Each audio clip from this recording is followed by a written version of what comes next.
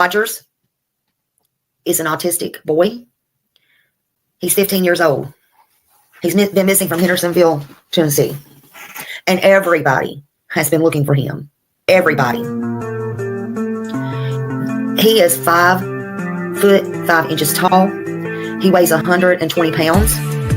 Sandy blonde hair, and he wears glasses. And again, there is no footprint of him whatsoever. You think back, and there might have been a reason he was possibly upset, or something outside that could have enticed him to go outside. Was there anything that came to mind? We've been combing over that day and even the weeks before he left, and I hadn't been able to figure it out.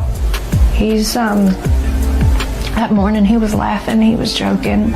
Everyone we were around that day agreed that he seemed like he was in a good mood. He was behaving. This boy, I've done told y'all, reminds me of my son that had autism, that is my third son.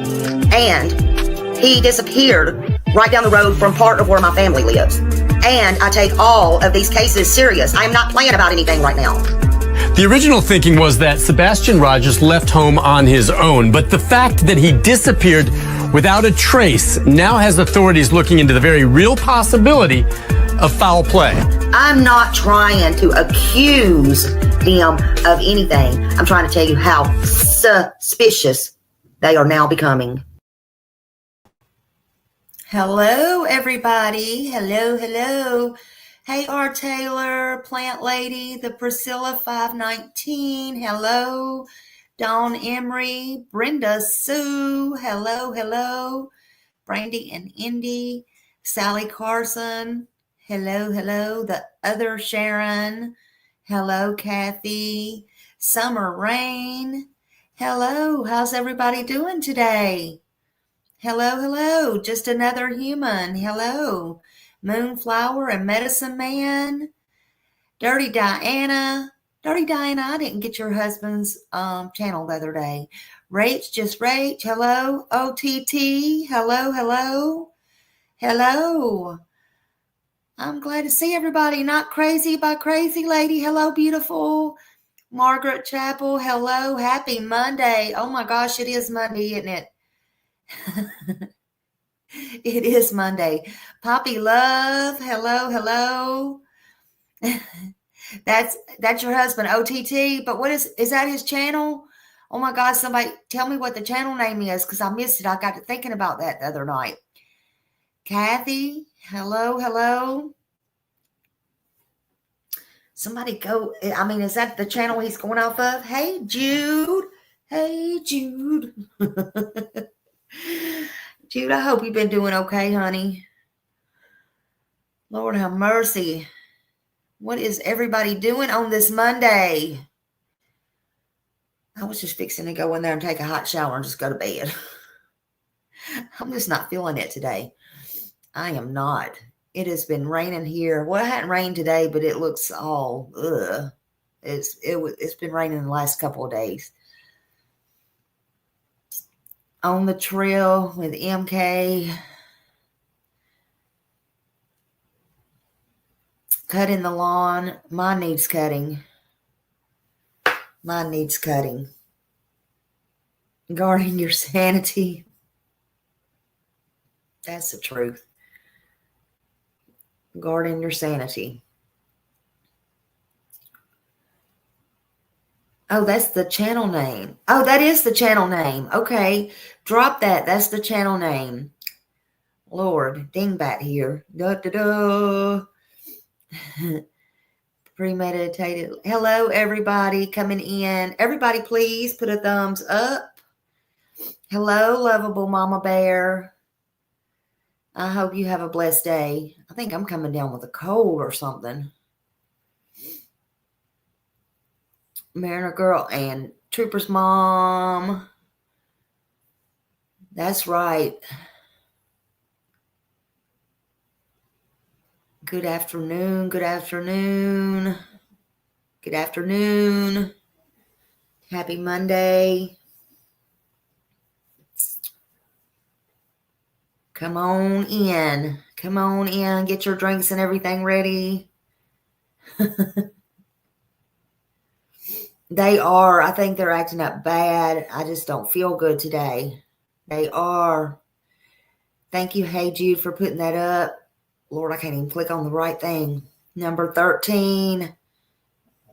Sidetrack. Hello, hello. Welcome in. Welcome in. Got me some nice hot coffee, though. Yeah, it's starting to get chilly. And I do think my allergies are acting up. But it just don't feel good. My stomach's kind of hurting. Tried to eat something a while ago. I always feel bad when I do. Don't know why. Don't know why. Now I feel all bloated. Yeah, I'm probably going to have to. Passion flower, hello, hello. All green hearts. Hey, Betsy. Hello, hello, welcome in. I would say y'all have something good to eat, but since I just ate, I don't even know if I want to talk about food. I don't know. But I do hope y'all had something good. I'm going to learn before I come live. Food is just not agreeing with me lately. And Lisbeth, hello, hello.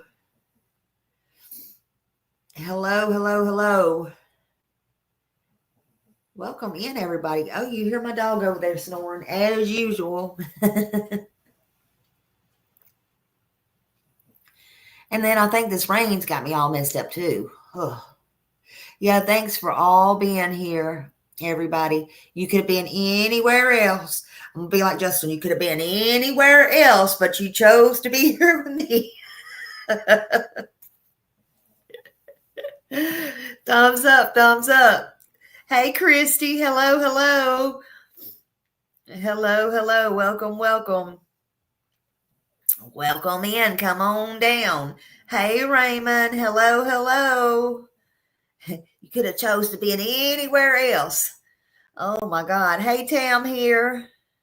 Yeah. And 2 days ago, it was nonstop rain. It was like it was flooding. I thought my house was going to blow away. Oh, my gosh. So what is good? What is good? Anything good? Anything good? I like to hear from y'all. Anything good? Anything good?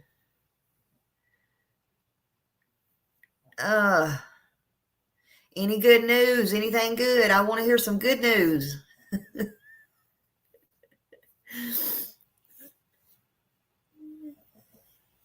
Please hit that thumbs up. Wise old lady, hello, hello. Good to see you. Trying to make sure I don't miss anybody coming in.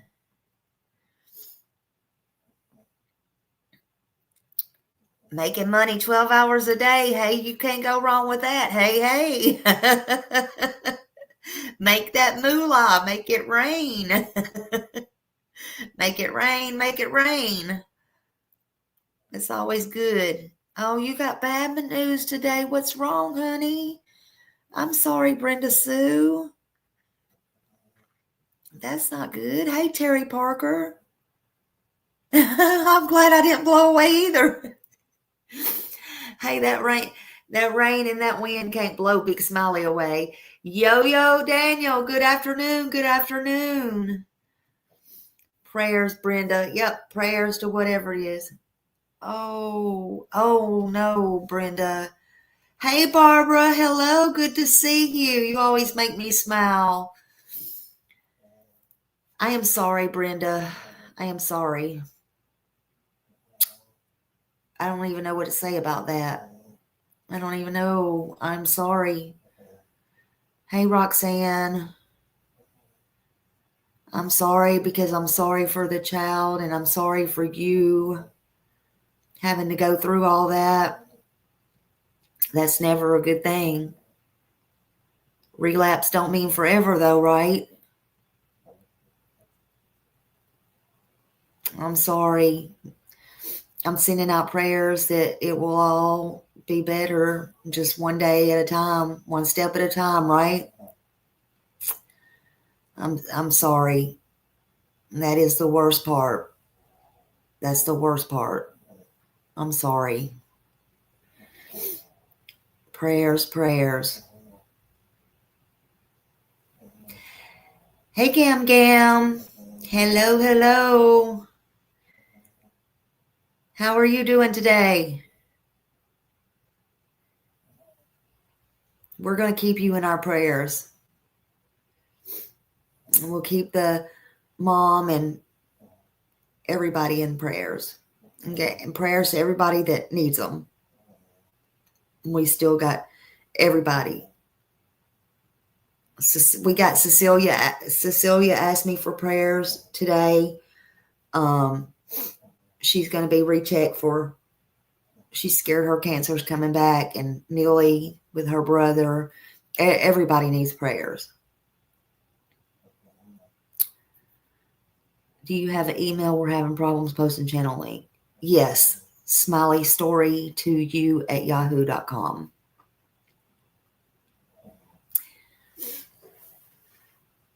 So, yep. Raymond, thank you for gifting Smiley's World membership. Whoever got that, thank Raymond. Raymond is great with his support. Thank you, Raymond. I appreciate you so much.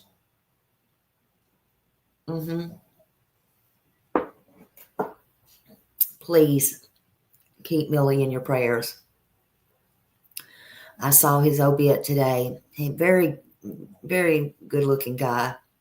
I really feel for Millie. Hello, astrology. Hello. Welcome, Jen. Love you. Much love. So today, hey, Jude, new member, YouTube member, Smiley's World. Smiley ain't much smiles today, is she? I'm sorry. I got to get the spunk going. Woo! You are renewed. You've been with me a long time. You've been my friend a long time, too. Thank you. Woo-hoo! Whoop. Love you, girl.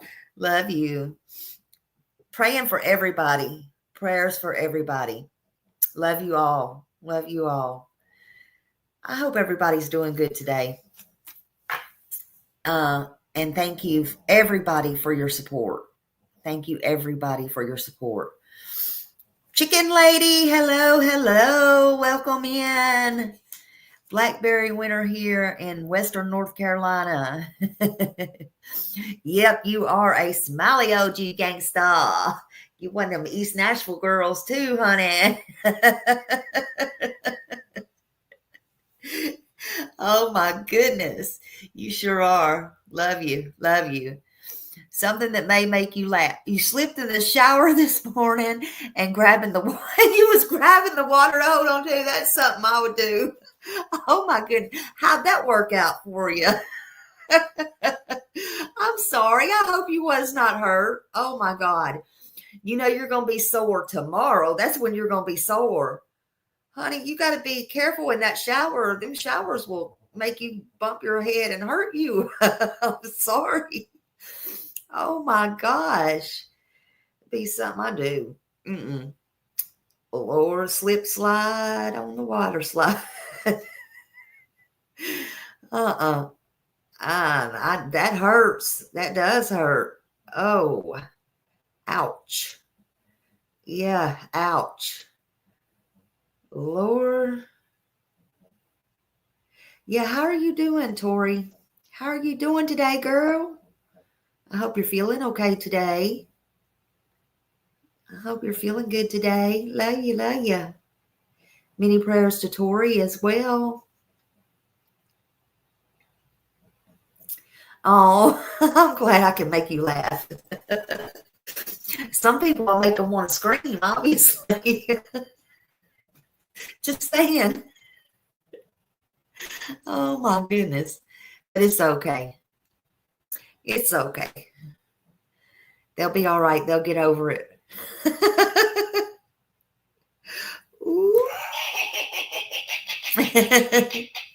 Let me just put my laughy button on. It'll be all right. Everything's all right. Good. That's good. They didn't find any blockages. That's absolutely wonderful news. Wonderful news. We've been praying for you, so that's good. Yeah, don't make me start with these buttons, honey. That's for those who are, not y'all. Just saying. Just saying. Just saying. Oh, my goodness. But we're here today, of course, for Sebastian. I got my paper folded today. I got all kinds of papers around here. Let me show his picture. Hey, Charlie. Hi, Charlie. You're D in the laugh box. Well, you know, Smiley ain't one of them professionals like all them other people. Just call it as I see it, honey. I just have to have buttons, and I have to have toys, and I got some more, but my grandkids got. Let's see what this one is.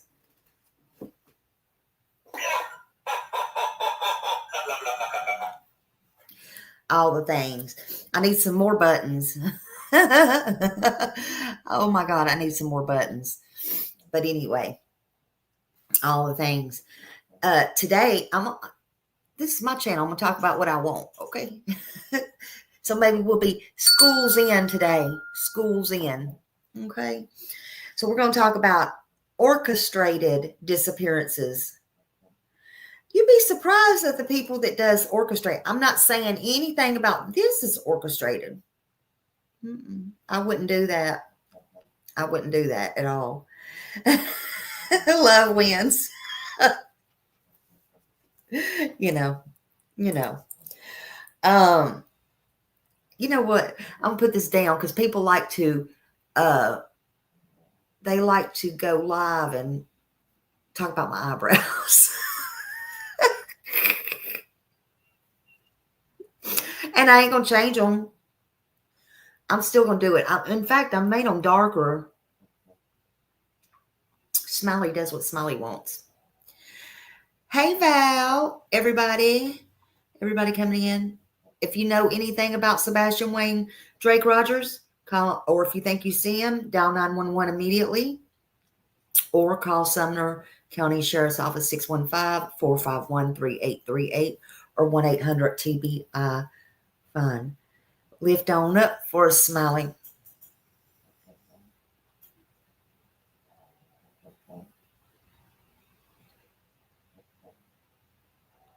a clue.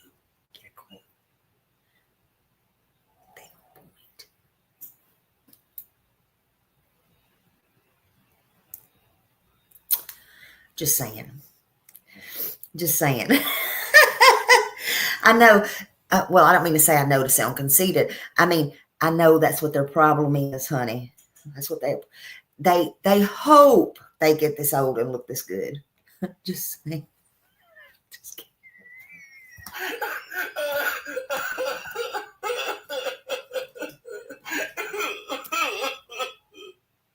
Just saying. No, you don't, because I'm not no artist.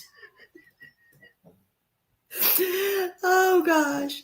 But if it hurt my feelings, honey, do you think that you would see me changing them, right? You ain't seen me change them in 5 years, have you? Ain't going to either. Ain't going to. Just saying. Oops. Let's get the right thing on here. Uh-oh. Because what's the point? If that was the point, I'd just keep that on. Let's put Sebastian up here. Seriously. Let's put Sebastian up here so you can see Sebastian. Okay. Let's piss him off a little bit more because the reward is a total of $500,000. And for some people, you have to break that down. $50,000 from the FBI and $450,000 from At Night Media. Total of $500,000. Okay? Okay. Check mark. Just saying.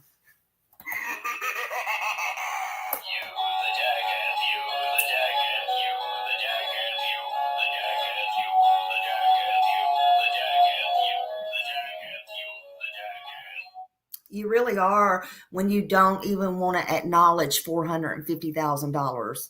You really are, jackass. Just saying. Just saying. Anyway, back to Smiley's story. Class in. Class in. Okay. How you doing today? My name is Teacher Smiley. And we're going to talk today. We're going to talk. That's right, Charlie. That's right. Get it right. Get it right. So I thought we would talk about orchestrated disappearances, right? And you know, there's been a lot of people to orchestrate disappearances. I remember when I was a little girl, I think was it the Lindenberg baby? That one? I don't know if y'all remember that or not. I think Olivia Newton-John's boyfriend did his. If I'm not mistaken, oh gosh, there's been many out there. You know, a lot. So I got to thinking about this yesterday. It's never good when I get thinking, because then I come up with all this stuff. But by no means do I think this is, at least not on Sebastian's part, right? But I thought, it'd be good to talk about this again. So let's just talk about orchestrated disappearances. An orchestrated disappearance is the planning or international planning of a disappearance. As y'all know that because y'all are smart cookies, right? And it's definitely not random. Hey, Smokey Joe. It's either based off of deliberate actions or decisions made, right? Yeah, and y'all pray for Brandy Neal. And if y'all can, help out with her meals and stuff. I also donated to her. I don't know if this is her meal one or not, or if this is her fundraiser, but this is a link to her. And I'm, make sure that y'all go check that out too. Love Brandy. I think definitely it's premeditated, Charlie. That's just me. That's just me. I've always thought that. We can all agree to disagree, but I definitely think that. I absolutely definitely think that. Again, I've said it over and over. If he's not alive, I would certainly hate to think it was premeditated to that point, but I do think that it was premeditated. I do. I just do.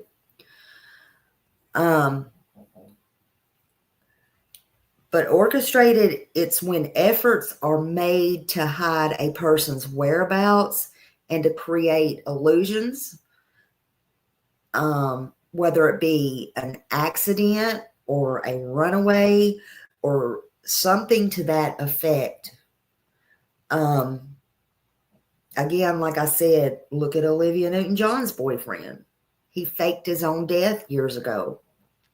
She didn't even know. The reasons people do this, I looked into it, and sometimes it's to escape legal troubles. Sometimes it's to escape danger, debts. Maybe it's just to get away from a partner. They're just not plain unhappy with their life. I can't even imagine getting to that point, but some people are. And they do it sometimes for fraud reasons. They do it for insurance, to collect insurance money. And at that point, sometimes people's in on it with them to help them collect the insurance money. Hey, where's Summer and Sebastian? Hello, good to see you, honey. Hello. They do it for, the financial gain. So that was one of my reasons in the interview a year ago. I said, does anybody have insurance on Sebastian? Boy, his mama was quick to say, His daddy does. Jesus Christ. That little bit from where he works at wouldn't have been anything. Really?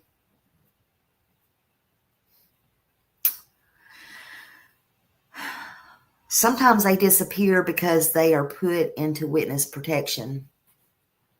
I always wondered. Never mind. We ain't going to go there.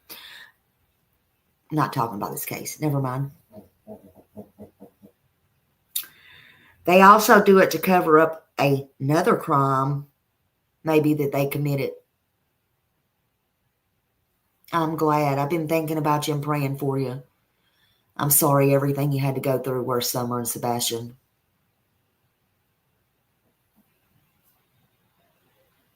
I know it's been hard.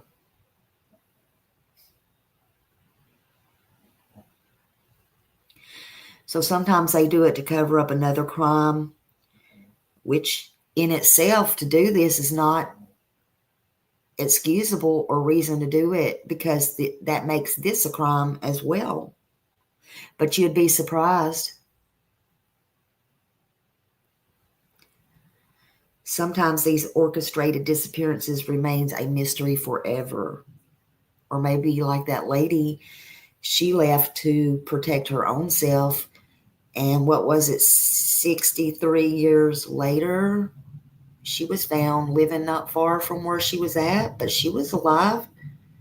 The one I did on yesterday, she just walked off from her husband and her kids. Unbox Life with Lori. I'm at work and can't listen. Read a headline and wanted to comment. Am I the only one who thinks all three of them, Seth, Katie, and CP? No, you're not the only one. There's others out there, and you're entitled to your opinion. However, and I'm not mad. However, Seth does have a airtight alibi. Now, does it mean does it mean he couldn't have had somebody on the outside? No, it don't. But do I believe that? No, I don't.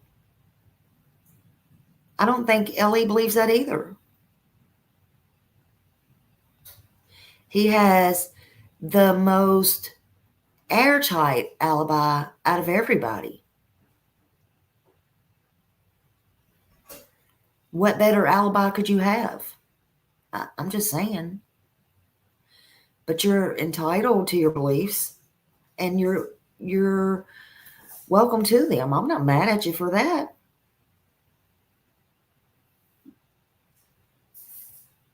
He had several what on the inside of his job? Premeditated love? Alibis? Or yeah, Seth loves that boy more than his own life. And if you'll notice, he don't even pay attention to this stuff. All he wants is his child found. There's no reason to. But you're entitled to everybody's entitled to their opinion.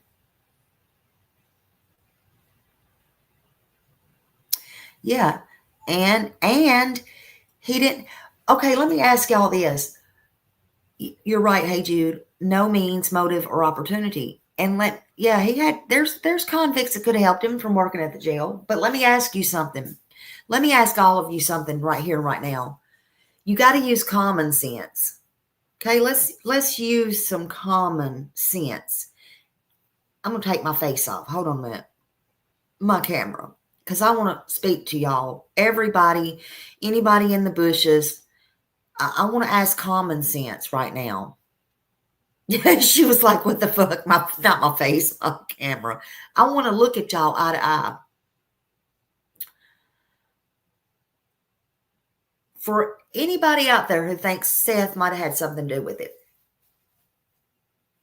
or he might have had somebody to help, and if this comes out and he does, oh my God, then I'm telling y'all now, honey, I'm going to go to somewhere. Somebody better give me some class or something. But what I want to know is, looking y'all right now in the eyes. If Seth did not, and I'm not looking at what y'all are saying right now, because what I want to know is, what kind of common sense does that make? They tried to give Sebastian to Seth. They tried to get him to take Seth. They didn't want him. His mama and stepdaddy didn't want him. He was a handful. They were going to put him in a home. Even one Seth didn't agree on, and Seth said no. Why would Seth kidnap him? Why would he come back later and kidnap him? Why would he have somebody to come kidnap him? That don't even make sense. It didn't happen. Didn't happen. Anybody who thinks so, you're entitled to it, but it don't make sense. It don't make sense. There you go.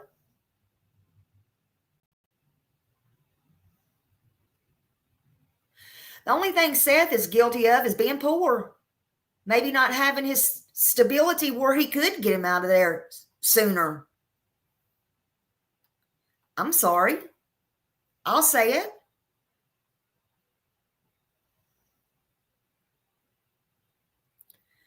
And I bet he's kicking himself in the ass now.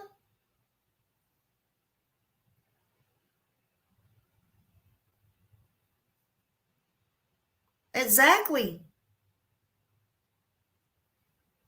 And this is a good time to play this.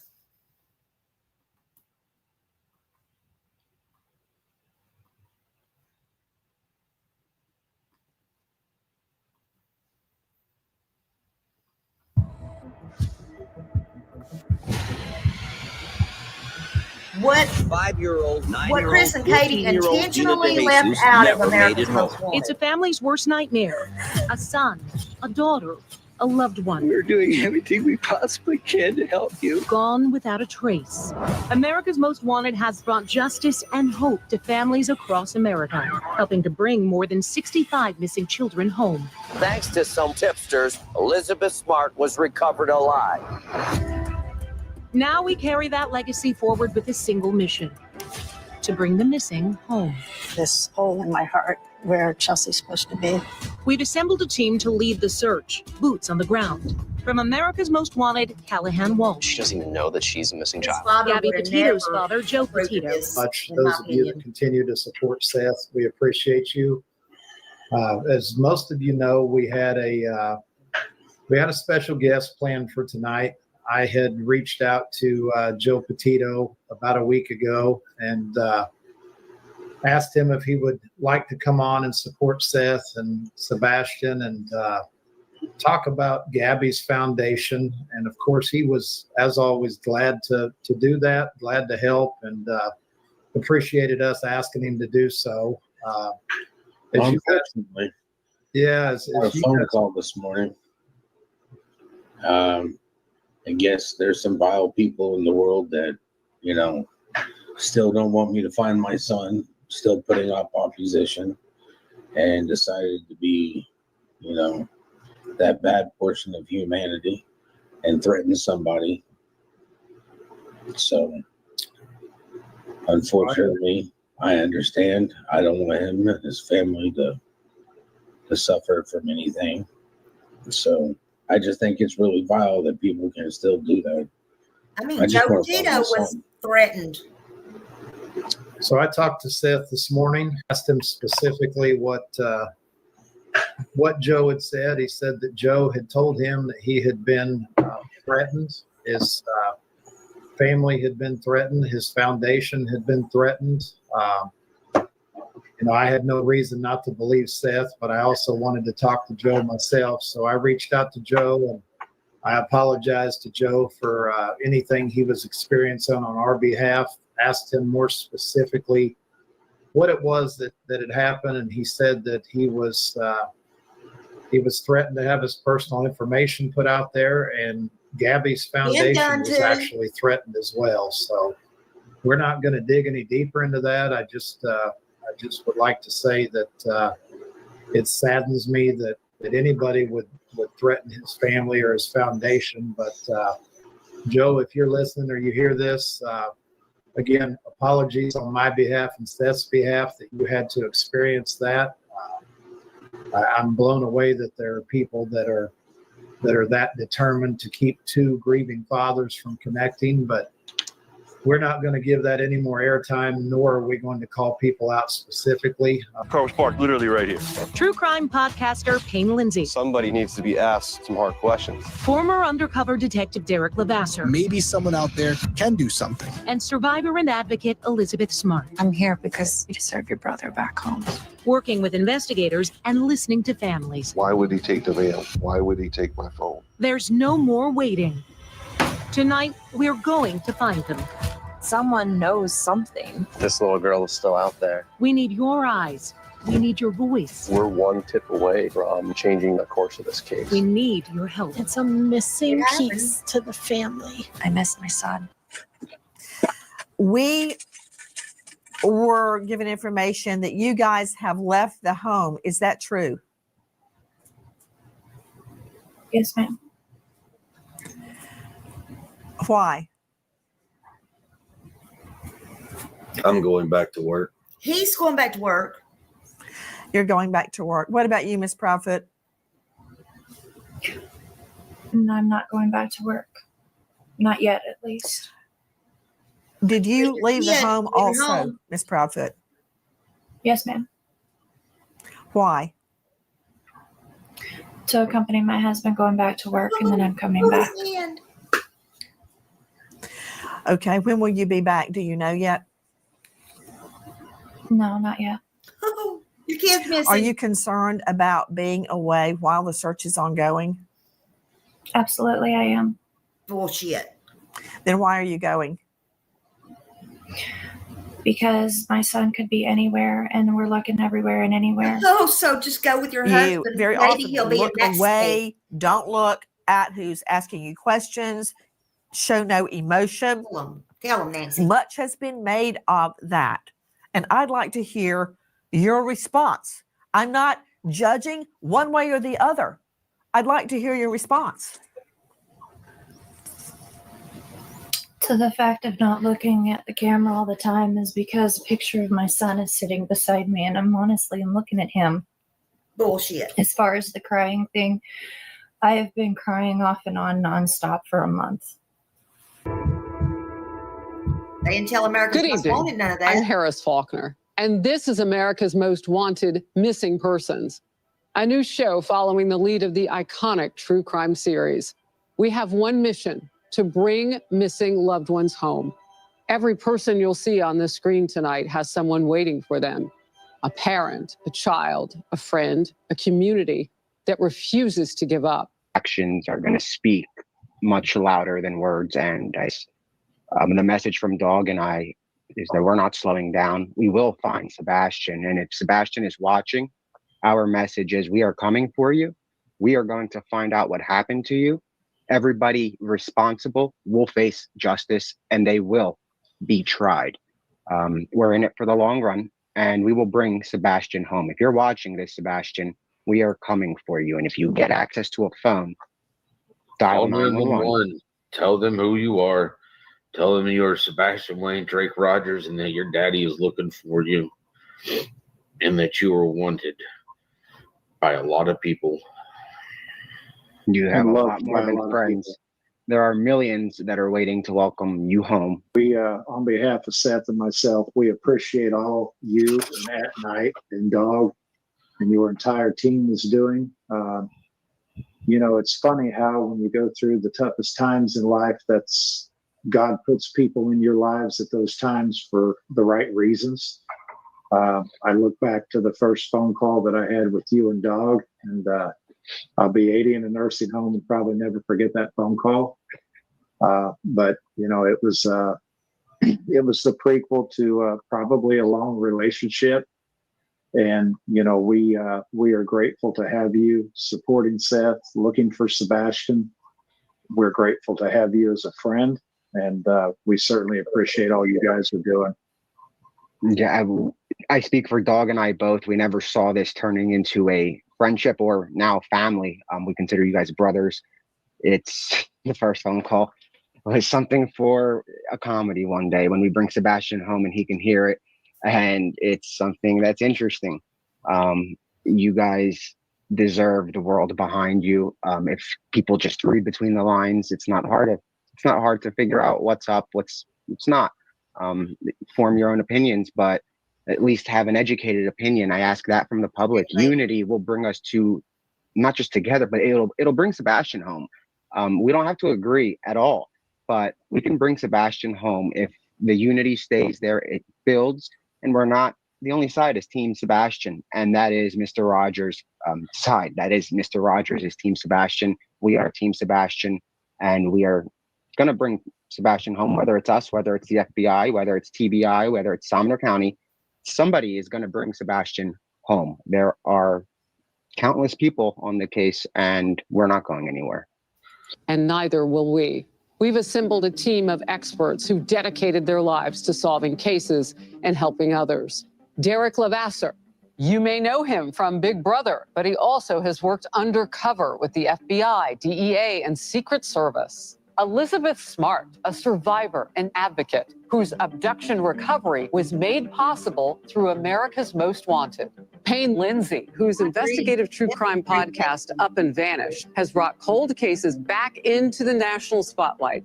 And tonight's special guest, Callahan Walsh, a familiar face to America's Most Wanted. Callahan does incredible work with the National Center for Missing and Exploited Children. Thank you so very much, everyone, for joining us. Let's get to our first case now. A missing child, Sebastian Rogers. On February 25th, 2024, Sebastian's mother said goodnight to her 15-year-old son. The next morning, Sebastian was gone. Hey, missing juvenile. Me, white male, 3 blonde hair, approximately 5 foot, 120 pounds.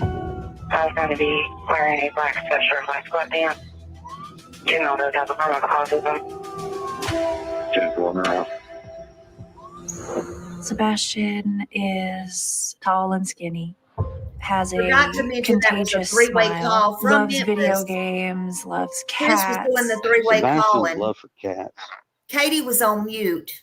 is so strong that still to this day, when me and his mom started dating, they had cats. And I am allergic to cats. So let's get rid of the animals. She got rid of him. Mom made the choice. They got rid of the cats so we could reject them, keep our life moving forward together. And still to this day, Sebastian will never let me live it down. Boundless amounts of energy. Sebastian reminds me of a deer prancing through the woods, you know, enjoying the smell, the breeze, new things. That's my son. February 25th, the day before Sebastian went missing, Chris was in Memphis at work. Chris wants to tell you, he wants to tell you, everyone listen, myself and anyone who will listen, that the reason he didn't get home till 1:30 or 2, leaving the job site at 11, I don't know if he specifically said 11, but he probably did, was because no one was there to relieve him. BS. He was off. On the same day, his stepson goes missing. So Sebastian and I went to Texas Roadhouse. After dinner, right around 9 o'clock, he laid down. I heard a noise in his room. I said, I don't care what you're doing, but you got to knock it off and you got to go to bed. And he answered, yes, ma'am. And I said, okay. So that night you go to bed at midnight after you've been talking to Mr. Proudfoot on the phone. Earlier you had stated you heard a noise in his room before you went to bed. What time was that? Around 10 o'clock. 10 p.m. What did it sound like? Just a thud. A thud. You stated that you said, look, I don't care what you're doing in there. Go to bed. Is that right? I was on the couch, which is near his room. And I said, Bubba, did you fall out of the bed? And he said, no, ma'am. And I said, well, whatever you're doing in there, knock it off and go to sleep. 10 o'clock. told him to go to bed. And he come out of his room where he was playing, and he said, "All right, good night, Mama. Good night, puppies. Love you." He went to bed. He was doing something in his room because about an hour later I heard some noise, and I was like, "I don't care what you're doing in there, but go to sleep." And that was the last time that I spoke with Sebastian. After you find out that it's going to take some time Thank you, Raymond. for him to get into No, we're not online gonna schooling, stop. Thank what you. was the communication with Chris and Katie from there? I let him know, and then all of a sudden they're talking about sending him to a facility and everything. Gotcha. So it sounds like they didn't want to wait. The next morning, when I went in his room, he wasn't in his bed. After a minute or two, when I couldn't find him, I called Chris and I said, "I can't find Sebastian. He's not in the house." They were at their wits' end with Sebastian's behavior. Yep. They approached Seth. They asked Seth, hey, can Sebastian come live with you? Seth, to my understanding, you say, "I would love to have him, but with my work schedule right now, I can't be home at the times I need to be home. Can you hang on to him for a year so I can get my schedule together?" Well, he was already in school. I got off of work and I had a text message from Sebastian's stepfather. I said, "Hey, I don't know how to tell you this, but Sebastian's missing." They went through the business of Listen. Katie calls Chris calls the sheriff. And then when all those calls were made, then they reach out to you for the first time. Listen. The text was at 6:22. From my understanding, they called the sheriff's office at like 6:33. So, Seth, what was the first thing that Chris said to you on the phone? What was the very first thing he said? "Don't be mad." I headed straight over to their house. How did that go? It wasn't a conversation on where Sebastian could be. It wasn't a conversation on what he could be going through.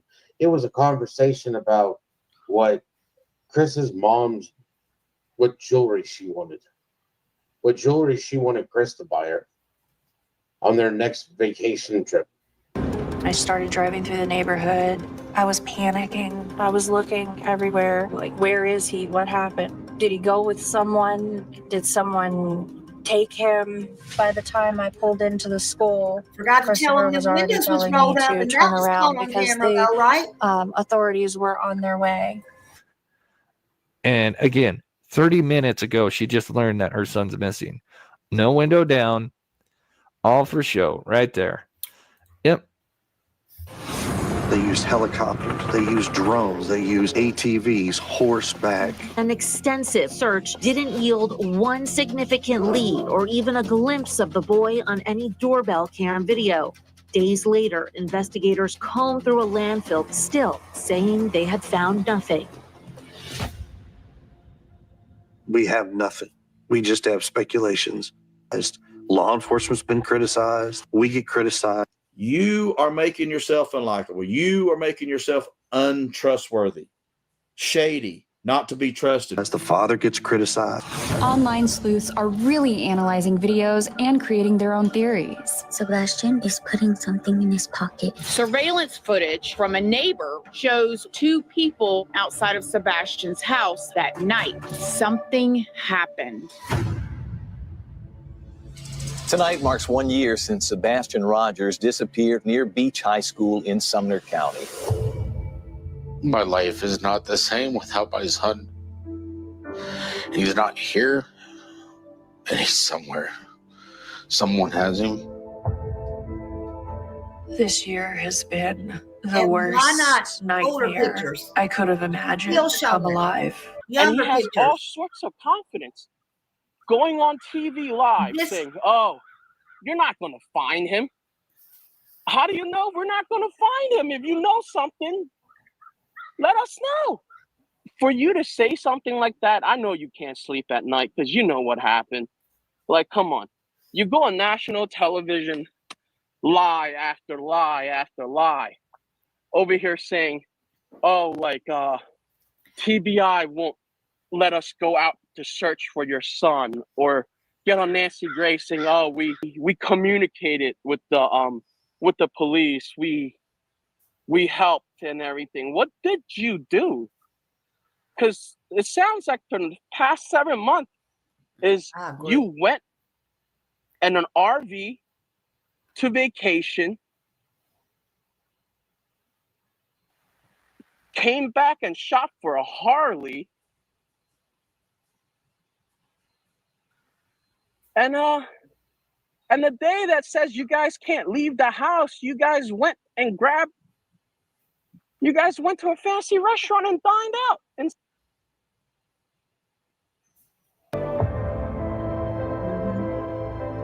Just wants whoever has him. Hey, Mike. Thank you. Thank you. Give him back. It's my son.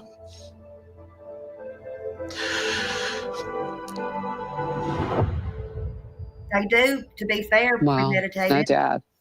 You can feel it. So we want to talk about theories now, Payne, and what might have happened with Sebastian. What are your thoughts? I mean, here's his house. They searched miles outside of that neighborhood for days. Helicopters on the ground. They even drained a lake. He's nowhere. I don't think Sebastian would have gone outside on his own. There's someone else involved here. I feel somebody who was familiar to him, but Sebastian was school one day because we were at the everything house. of He didn't have a belt on. To I was get like, where's your belt? And got it. Whack. Got it. America's Most Wanted. So he goes to school and he tells the teacher. Be fair. They're mandatory reporters. So the teacher reports it. That afternoon, CPS shows up to the house. Sebastian thought by telling on me, making it sound like I was so horrible that I was going to get in trouble over something stupid. And I was like, no, Sebastian, you got punished, man. You got punished. And he was like, but, and I was like, you got punished. And the lady took him outside. She goes, Sebastian, just because you get in trouble and you get punished, you need to understand when you go and you say things about people and you lie and you fabricate things and you make it sound worse than what it is, sir, you can get in trouble for that. It appeared to me, in my opinion, to be a retaliation for that report getting filed, that they weren't going to wait, 4 or 5 more months. They were going to go ahead and send him off, November, December. A stranger to everyone else. We also have to consider he could have left on his own volition. Him telling me that my son was missing, my son has never been an eloper. He's never been one to go missing. Never have I ever had the phone call ever that my son was missing. Children on the autism spectrum tend to wander. According to the American Academy of Pediatrics, nearly half of all children on the autism spectrum will go missing at some point from their environment. Wow. But I think something caused him to flee his home. The case, especially within the first 48 hours, was just shrouded with the belief that he was a runaway. And that's, that was a huge hindrance, obviously. That into the open arms of a predator, or was there a roaming predator that just happened to see Sebastian walking down through the neighborhood? I don't think he left the house on his own. I don't see how he walks out the front door, the back door, any other door, and dogs don't hit on a scent that is that fresh. And to me, one thing that stands out is his shoes. He always wore his shoes according to his mom. As soon as I walked in, I remember walking up to the stairs, nobody saying anything. I opened the door, I walked in. The first thing I looked down at the left, and there was Sebastian's shoes. There was his old pair of tennis shoes, his new pair of tennis shoes that he just got, and the boots that I had just bought him. And it's like, well, all of his shoes are here. That's when I was like, why is his shoes over here? If he ran away, wouldn't he have shoes on? And I mean, it was Washington State. And what was her response to that? She didn't respond to that at all. Neither did law enforcement. Yeah. She shared a story that as a younger boy, he walked through a pile of dirt, turned out to be a bed of fire ants, and he had a thing about always wearing his socks and shoes. Would he ever leave barefoot? I know that's something that's perplexed some people. And even people who have children on the autism spectrum have been perplexed by that. Does that make any sense? It doesn't. It does not make any sense. If he knew he was going to go out walking or anywhere in the yard or whatnot, he would put on socks and shoes. He had a horrible experience as a child with fire ants. He learned. It's always socks and shoes, or at least something on your feet to protect you from what's on the ground. Can't think that a 15-year-old child would get up in the middle of the night and leave without his shoes. I would think that most of those homes have some Ring doorbell cameras. I would just be shocked if there's not a trail of cameras. There's more cameras in that neighborhood than there are in the fucking jail. There's this runaway theory that they went with right away. If he did run away, we would see him walking out of a house, I would believe, somewhere. The fact that there's nothing would indicate that somebody took precautions to make sure that he wasn't on camera. In February, it's cold. So for me, that says that someone has come and taken him, or someone else is involved. Someone knows something. And as easy as it is to be like, oh, that could never happen. Like, your bedroom is the safest place in the world. Well, no, bedrooms are not the safest place in the world. I was taken from my bedroom. It can happen to anyone. Yeah. So when you consider what you just said, Elizabeth, and according to Katie, that night, she goes to bed, he goes to bed, then around 10 p.m., there's a bump or a thud. So that night you go to bed at midnight after you've been talking to Mr. Proudfoot on the phone, and you go to bed. Did you check on Sebastian at that time? I did not. Okay. Do you normally? Not typically.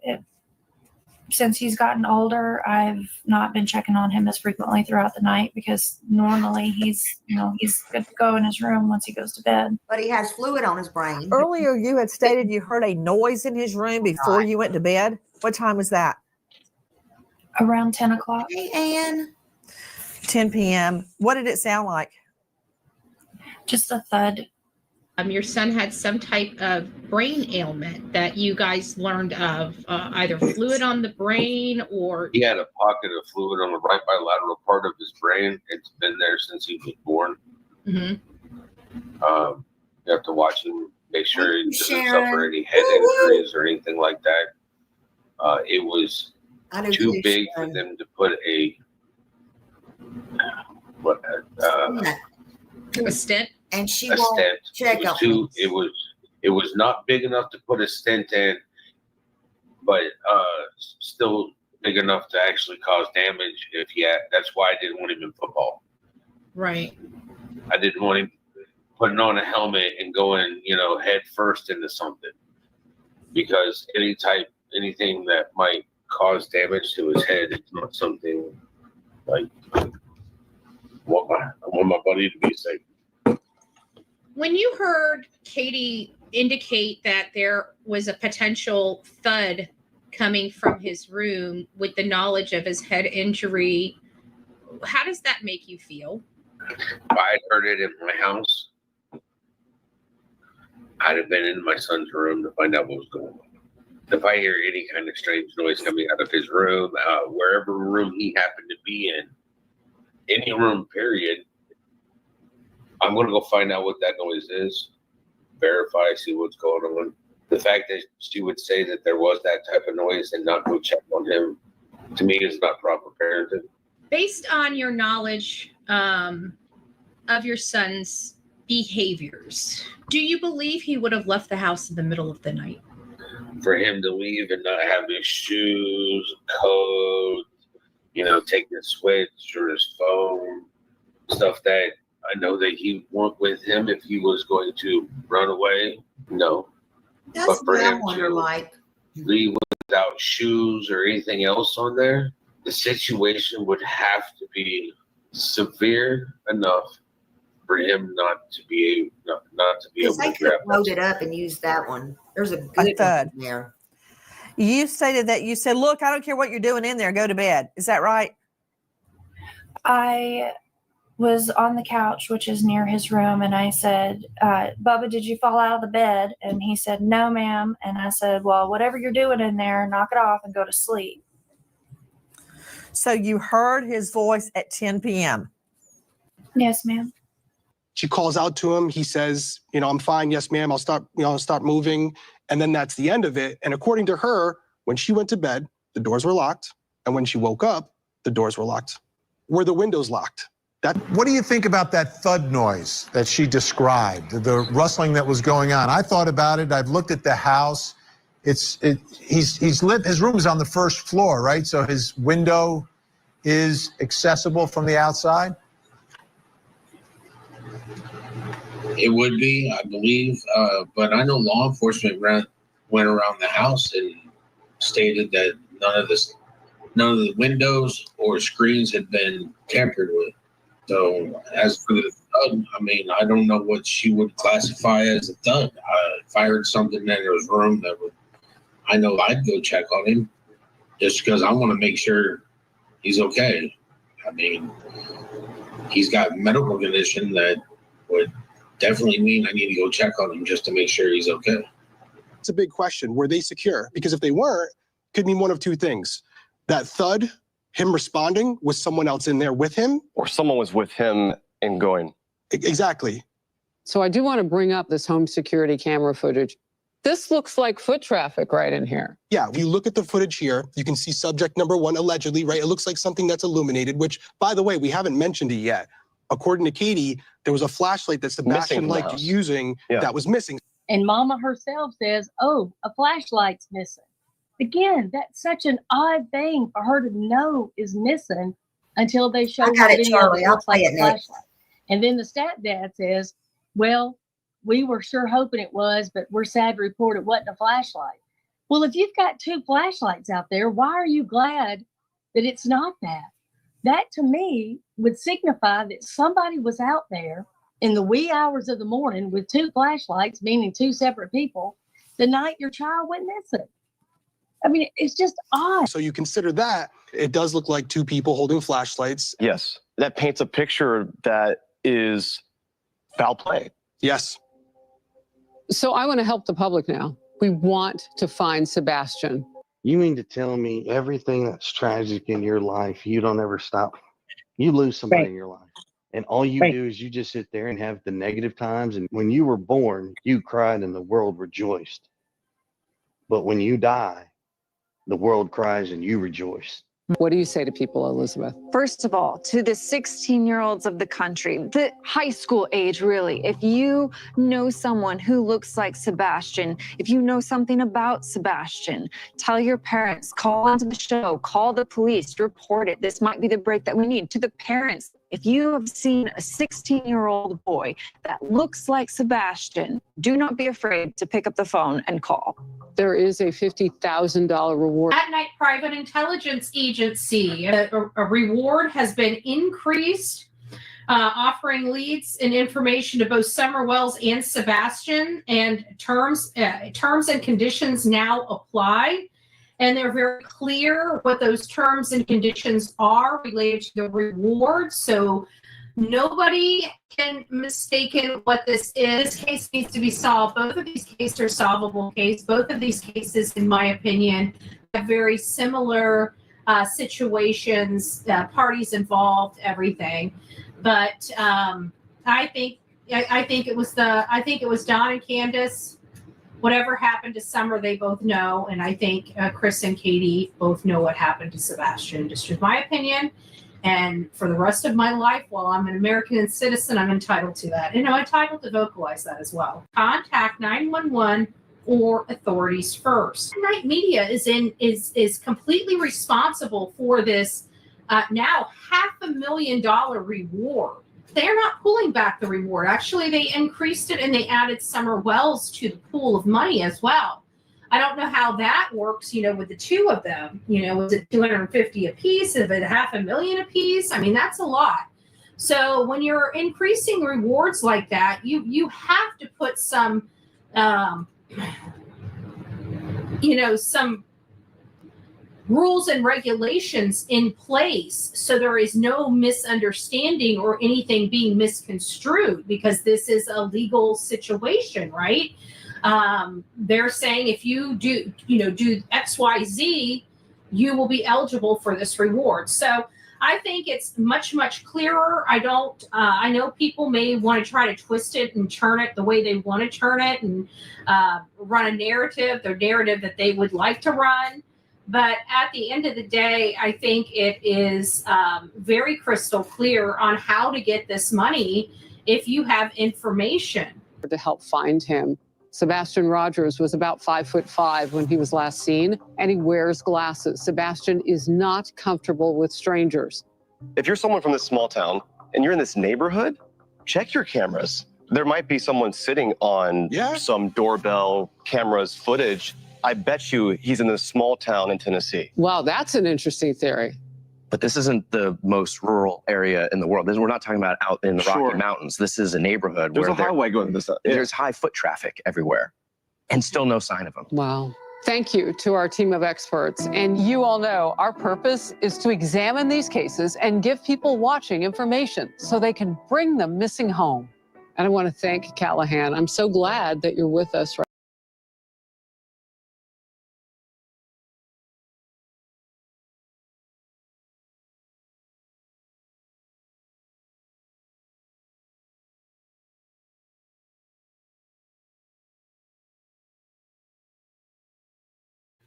All right, go to 5D and sub up to 5D. She did a great job on that, and she put a lot of work into that. That was all the things that they did not tell. Katie and Chris did not tell America's Most Wanted. She did a fabulous job on that, in my opinion.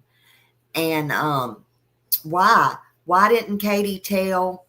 Why didn't Katie tell them that she drove down the street that morning with her car windows up? How are you supposed to find your son with the car windows up? I'm just wondering. Well, the cameras caught that, didn't they? They didn't catch Sebastian, but they caught you driving down with the windows up. I'll just let the trolls be trolls. We don't care. Just ignore them. Let them be trolls. Don't argue with them. They're stupid. They're also in here trying to snipe as well, do the live too. That's why I got my screen down. We don't care. I'm not getting off of this case. I'm not going to be threatened to get off of this case. I'm going to continue with this case. And I'm going to talk about what I want, how I want, when I want, period. So just keep y'all doing y'all in the chat. And if you don't have to block them, but if they keep getting rough, block them. That's why y'all got blue. Okay. So I ain't paying attention to them. Okay. So let's see here. Charlie sent me something. I'm going to watch it. I watched a little bit of it, but I'm going to watch all of it with you. Hold on. I'm going to play a little bit of music because I don't know this channel right here. Hold on. I'm going to play a little bit of music. Uh-oh. Well, I just muted it. Hold on. All right. So this channel is called Credit Goes to Eyes to See. Let me share this channel.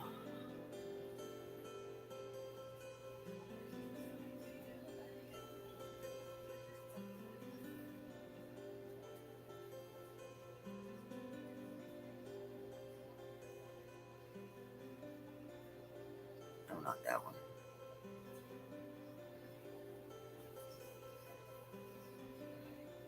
Copyright disclaimer. Under Title 17 U.S.C. Section 107, allowance is made for fair use for purposes such as criticism, comment, news reporting, teaching, scholarship, and research. Fair use is permitted by copyright statute that might otherwise be infringing nonprofit, educational, or personal use, tips the balance in favor of fair use. Okay, you guys, I don't usually do this. Like, this is a little bit out of the norm for me, but I feel like I should give Dan Walks LA a little bit of attention and credit and love. And I'm going to read what he posted on his community tab. And then I'm going to read my response to him. Because Dan Walks LA, I want you to know that you are loved, you are kind, you are generous, and anybody that is trying to pull you into some negative elementary school stuff is, in my opinion, not worth your time or your effort. And in my opinion, the way I look at it, fuck them. So this is Dan, trying to figure out if there's a place for me in this movement anymore. It seems people don't want me to continue to fight. My question in the back of my mind is, who's that? It seems that I just can't do a good enough job. So you do it. I've been called two-faced, a piece of shit, with an annoying laugh. I love your laugh, Dan.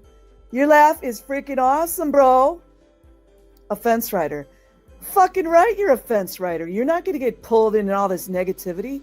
And I'm going to tell you guys, and this has nothing to do with Dan, if anybody ever pulls me into the shit that's going on with the anti-Scientology movement, that person, and you guys can probably guess who it is, will never be more fucking sorry in their life. I'm telling you that right now.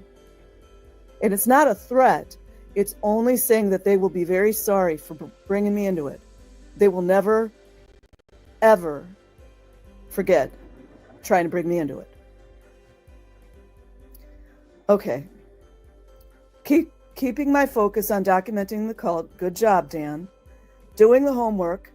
Good job, Dan. Engaging the public. Awesome job, Dan. And bringing my creative skills to the table just isn't good enough. Dan, don't ever let anybody tell you you're good enough. You're fucking amazing. Do you hear me, Dan? Do you hear me, Dan? Fucking A, right? You're amazing. I stay out of stupid, useless drama, as you should, Dan, because it's a waste of my time and energy. Absolutely. My approach and my intention is getting involved, was to only do things that are positive. Beautiful, Dan. Dan, you're a beautiful man. Keep doing what you do. Do you hear me? Don't let anybody drag you down.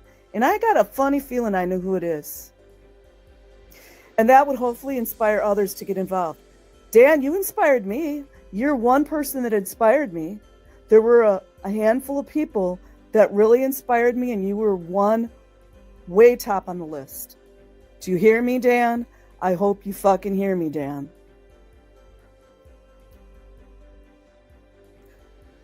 And make my family, my friends and family proud. Well, you made me proud, Dan. All the way over here in Superior, Wisconsin, in the country. You made me proud, Dan. Do you hear me? However, people keep wanting to politicize. I have a funny feeling who they are. Just stay out of it, Dan. Bullcrap. Wanting me to choose sides. This is my own thoughts, not Dan's. If anybody ever drags me into the shit, you will never, ever forget the day you did that, fool. You guys know you probably know who I'm talking about. Please don't do it. You will regret that shit. Wanting me to shit on others. Yeah, because Dan, you are a stand-up human being and you don't shit on other people. Don't do it. Honestly, Dan, you shouldn't even be addressing this. Just keep doing you. Don't get dragged into negativity. I love you, and I know a lot of people that are working towards helping children get out of Scientology and standing up for child abuse. They love you. So don't let that jealous fool, what's the word I'm looking for? Don't let him or her affect you. That's the word I was looking for. All while I continue to be shit on, and it's exhausting. It's exhausting, Dan, because That's what energy drainers and parasites do. You have to just do your best to put a shield around you. You know what I mean? I'm really sad. I'm so sorry you're sad, Dan. If I was there, you and I would sit and have a 7-Up or a beer or whatever, and I would talk to you. But I can't because I don't know, about 3 or 4 hour away, plane flight. I'm taking a step back, disconnecting from all of this, thinking and processing. I'm disappointed because there's so much to be done and so much more that I've wanted to do to help expose this cult. F. Seinto. I just want you to know, Dan, that you are loved all the way over here in Superior, Wisconsin, by Eyes to See, aka Marie. So now I want to show my response. Hopefully it. Okay. Dan, and I did this on my phone, so hopefully it's not all screwed up. Dan, I really hope you do not step down. That is what the evildoers want. I'm not sure who said you are two-faced. F them. Do they pay your bills? Are they your employer? You are one of my favorite so-called anti-Scientology protesters. Never let what other people say affect what is in your heart. They are trying to drag you down, and it's working. Do what is in your heart. I will continue to watch you, and if anyone tries to make me pick sides, they could kiss my ass. It is all juvenile stuff. Trying to help children is not a popularity contest. There are a handful of people doing anti-Scientology stuff that do not resonate with me and never will. Just do you. Anyone trying to drag you into elementary things are not here for the right reasons. You have such a beautiful heart and so much passion. I hope you do not stop. Chances are the people or persons talking shit are jealous of you. They can't be you, and they never will be. Thank goodness. Love you, Dan. Don't be discouraged. Be you. You're amazing and you're beautiful.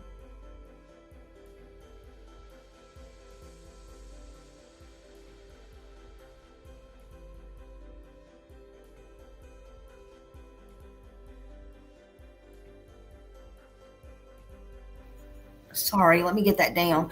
Okay, that is a similar case to Sebastian's case that this Dan is doing, and they're doing all kinds of things to stop it in that case. Let me stop this music.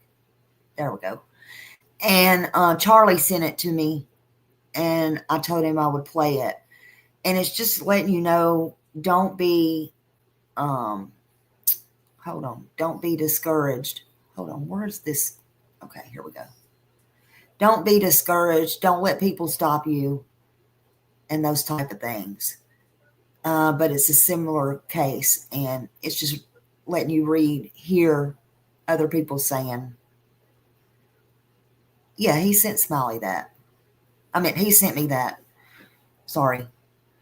She was just somebody in there answering him back because he wrote it on, Dan wrote it in a group, and this lady was just answering him back. There's so many threats and people wanting to quit the case and all that stuff. And this was a similar case that Dan was doing. So that was in that group. Thank you, Charlie, for sending me that. It's just kind of giving people positivity going on there. So thank you for that. And that's true. Don't let anybody run you off. Don't let anybody threaten you. Just keep doing you. And don't let nobody drag you into the shit.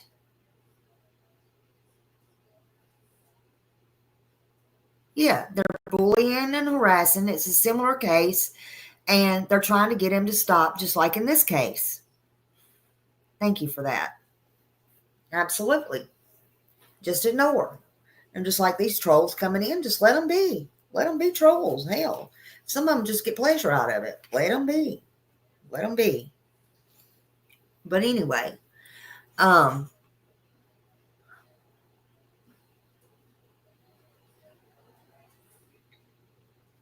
he was peeking in on the other side today, and wow, yeah, they're just full of bullshit. Somebody wrote me today and said, why is somebody playing this? I'm like, I don't know. I don't watch them. I do me. I don't do them. I don't care. You know? I don't know. I just come back in. I got a full life to live here. I'm just telling you. I don't know. Hadn't heard from this person in months. You know? Why are you asking me? They're free to play stuff of mine or anybody else's, just like I'm free to play under fair use anybody else's. I mean, I don't care. You know, the only thing I care about is Sebastian and any of these other cases I talk about. I could care less what anybody else is doing. You want to know why they're playing mine or anybody else's? Because they don't have no content. That's why. They're drama. That's why. Basically, that's your answer. Period.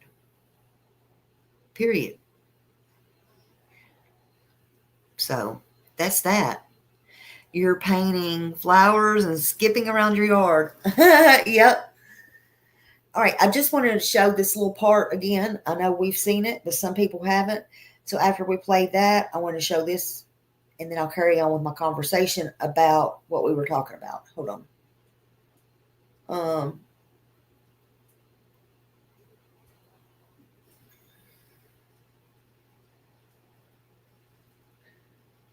And this is from Reporter Room, but we've already seen this part. I'm not going to play all of it, but y'all go sub up to Reporter Room. Again, I'm not going to play all of it. Y'all go sub up to Reporter Room in case y'all forgot how mean and harsh and brass. Anyway, y'all know all the things. Uh-oh, I got to turn it on. Hold on. But I don't know how long you've been listening. Long enough. Okay, you sound angry. Talk to me. Oh, What? Very. Talk to me. We don't want to get you. The last thing we want to do, Chris, is cause problems between you and Seth. I swear to God. Well, So I understand that, but let me help you with something. Okay. Okay, a lot of the information that I've been listening to on your show, coming from Chloe, the questions that are coming through people, it's very sickening and disgusting, to be personally honest with you. Okay. This is how he talks to people who are actually trying to help find Sebastian. Chloe was a private investigator actually searching for Sebastian. They have driven everybody away from this case, and it's intentional. Hey, let's talk about it. So let me go ahead and address a few things and help y'all out. Okay. Because Chloe, you're the PI. I haven't had a chance to talk to you. You haven't even called me. You ain't done anything, first off. Heather is the only one. Heather is the only one who has reached out to me or to my wife. So he lied. He said she hasn't tried to reach out to him when Heather has tried. PI Heather and PI Chloe were working together, so they don't both need to call Chris Pratford. But listen to how patronizing, how condescending, and how nasty he is to people actually helping to search for Sebastian. So for you to sit on this show and sit here and give information that you don't have all the answers to is a problem. She's not even allowed to talk. He just shouts over her. He's such a despicable excuse of a man. Well, Chris, help us understand, because I know Chloe, and Chloe wants to help. And the last thing Chloe would do is want to put out misinformation. And the problem is... Okay, I understand that. So let me just smash something real quick. Okay. Okay, first and foremost, anything that goes on between me and my wife is not a damn bit of anybody's personal business. I don't care what you think. I don't care what y'all got to say. That'd be like me splashing all your business out to the world. Okay. It does not matter what goes on in my house. We're looking for my son. Not your son. Sorry, you've made that abundantly clear. So let's go back to the interview where they're claiming that they want our help. You've told me you do want to Oh, stay thank you, positive. Brianna's I know World. you both want to stay positive. That's all part of it. So in your mind, do you see Sebastian coming back through your front door? Do you feel he's okay? He's alive. He's out there. I dream about it every day. I dream that one day I'm gonna wake up and this is gonna be a nightmare. But yes, I believe that my son is out there somewhere. I believe that we are going to find him. We are going to bring him home, and we're going to find a way to recover from this. And I'm going to watch him grow into a young man, and live the life that he deserves to have. Remember, they knew they were doing this interview. They've had time to practice and really think about what they're going to say. And this is what she's managed to come up with. What would you say to him when he walked in that door? Oh God, I don't even know if I'd be able to speak. I'd probably bulldoze him down with hugs. Miss True Crime, make me stop. When I picture that, I just picture being able to hug him, to hold him, to smell it.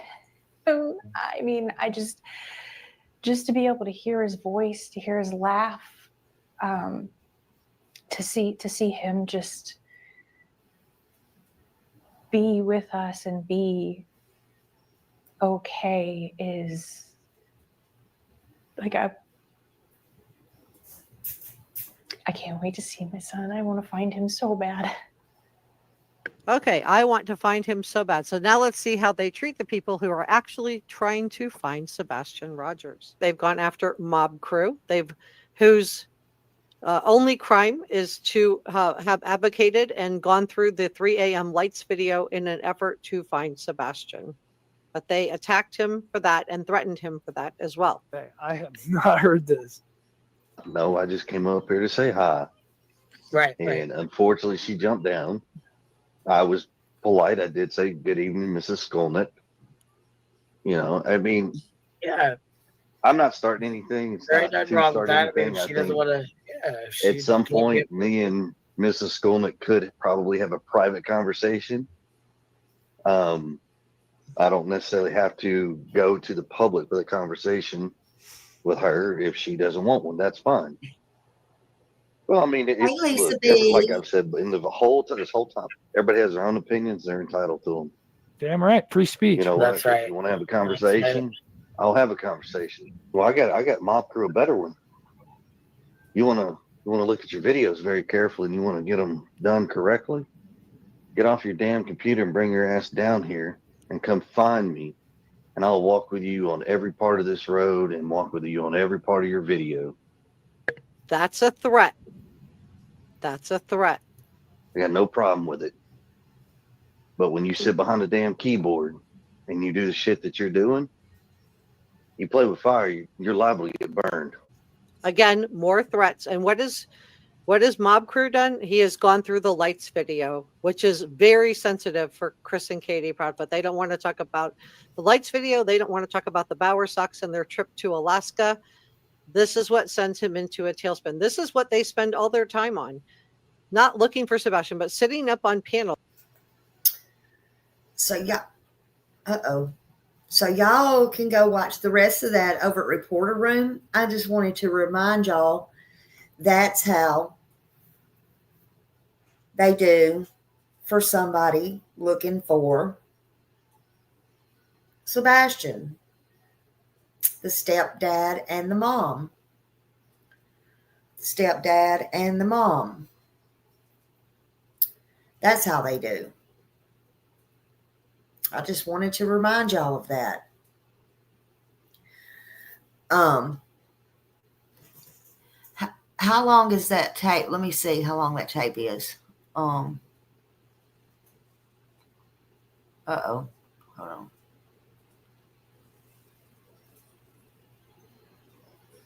I don't see.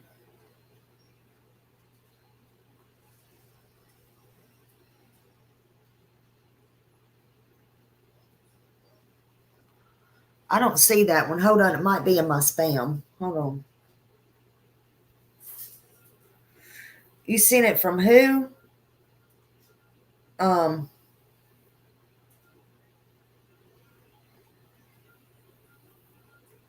I don't see it in my spam either. You sent it. Wait a minute. Hold on. Wild Child for Life. You sent it to me. I seen that one. I didn't see the attachment.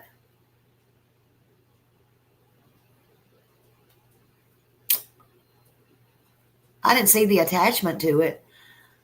I'll look at it later, and then if I didn't see no attachment to it.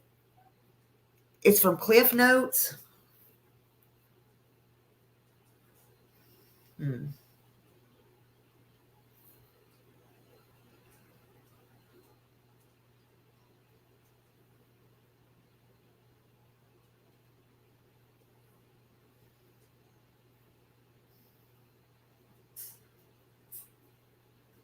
Oh, Messenger.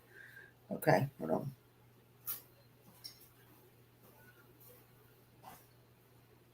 I don't see it.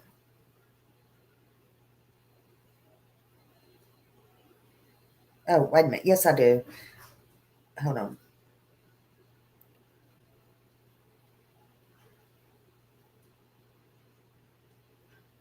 Between March 2024 and April 2025 in the Sebastian Rogers case. Hold on. Yeah, I'm going to have to, what I'll do, I'll have to either. Hello, and welcome to my channel. What I'll have to do is, this one's 23 minutes long. I'm going to have to play it on my other computer, because this one I can't get my Facebook open, or I'll have to hold my phone up for 23 minutes. So I don't want to hold my phone up for 23 minutes.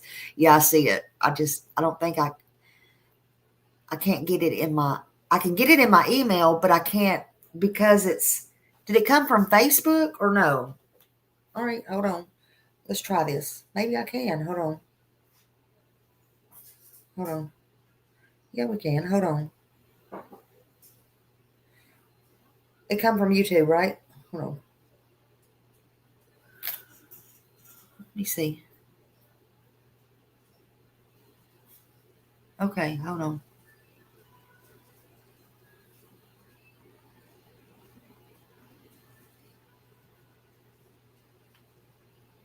All right, hold on. All right, got it. Got it. Hold on a minute. Hold on.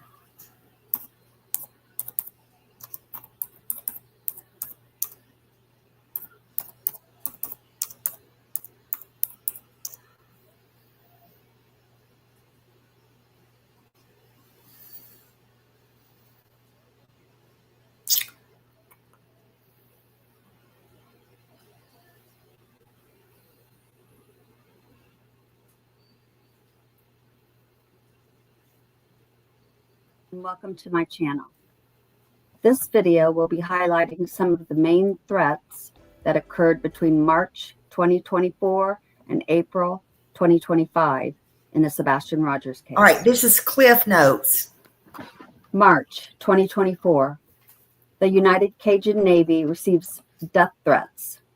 Credit to WKRN News and Vinny Politan with Court TV. Security concerns, the United Cajun Navy is temporarily calling off their search for Sebastian Rogers. Good evening and welcome to News 2 Now at 10. I'm Bob Mueller. And I'm Haley Bogus. The nonprofit organization joined the search for the teen missing out of Hendersonville last weekend.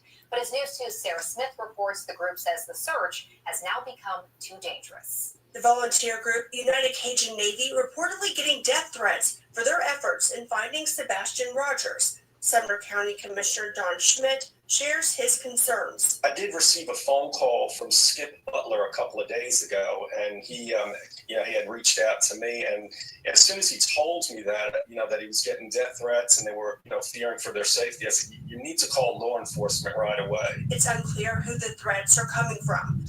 I mean, the obvious conclusion, again, if you're trying to stop people from searching for a missing teenager, you're afraid, oh, maybe they may find him. So was there a particular place where you were searching at the time all this started to happen? And if so, is that a place that you were unable to search? Our searches were hampered, is the probably polite way to put it. We didn't get to do nearly as much as we wanted to, but it really didn't matter where we were. It seemed that this trouble followed us. Joining us from the Gulf Shore of Alabama, Press and Communications Officer for the United Cajun Navy, Kevin LaFond, is with us. And the reason we asked you to be on is you guys were involved at some point in the search here. Give us a little bit of the backstory, Kevin, on how the United Cajun Navy in Alabama ends up in Tennessee searching for Sebastian. Well, it all started with Riley Strain. I appreciate having me on today. Riley Strain's search, as you know, ended it the way it did with us discovering where he was as a group, all of the searchers together. We don't claim anything to that, but we were part of it. There's an outcry on social media and to us directly from the parents to get involved with the search here. And that's what we did with the search for Sebastian. We got ourselves organized. Thank you, Kiki. Thank you so much. I love you. So we said, you know what, we're here, so let's do this. So you said the parents. Is that both the father and the mother and the stepfather? Like all three contacted you? It was primarily Seth. Seth asked us to come. Okay, so the biological father. Okay. Now, I also understand that you had to call off your search efforts because of some threats. Can you tell us some of the details there? What's the nature of these threats? Is this people who don't want you on their property because it's private property? Is this people who don't want you to find something? What exactly is that all about? Well, there was a private property and also state and federal land issue at the beginning that we had to get permission for to be on those lands. But we did get permission. We got the okay to do that. So that was never an issue. We had some bad actors that were showing up in person and also harassing online and through phone calls. We were getting all kinds of messages saying that we're going to be doxxed, we're going to be run out of town, we're going to be bullied, and then the death threats came. And that's when we got real serious about having to reformat how we're going about this and think about the safety of the volunteers. It really was to that point. So now we have to shift gears and move into more of a private phase where we're not forward facing. Let me ask you this. The people who are threatening you, stopping a search for a missing child, did you provide that information to law enforcement? Because I would think if someone's trying to stop you from finding this child, maybe that's someone law enforcement should be looking at. And I would say that you're drawing a reasonable conclusion there for sure. And yes, the authorities were notified. We have incident reports with the MNPD. They're the ones that came out to the original call when our folks were basically barricaded inside of a hotel room. Wow. Barricaded inside of a hotel room because you're in town searching for a missing teenager? Yeah, and that's very strange. It's never happened to us before. And certainly with what you're reporting earlier about there being so much cooperation, this being so difficult really didn't add up.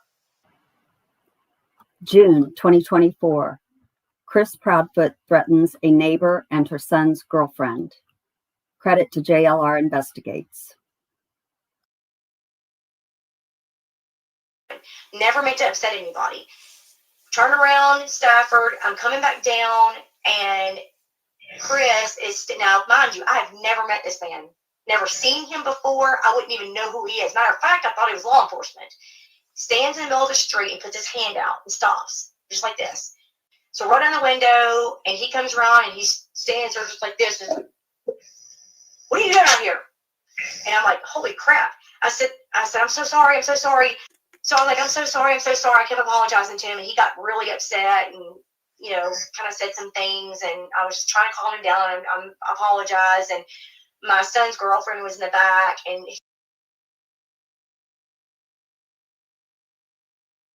Did you hear what she said? Chris Proudfoot was in the middle of the road and stopped her with her kids in the car.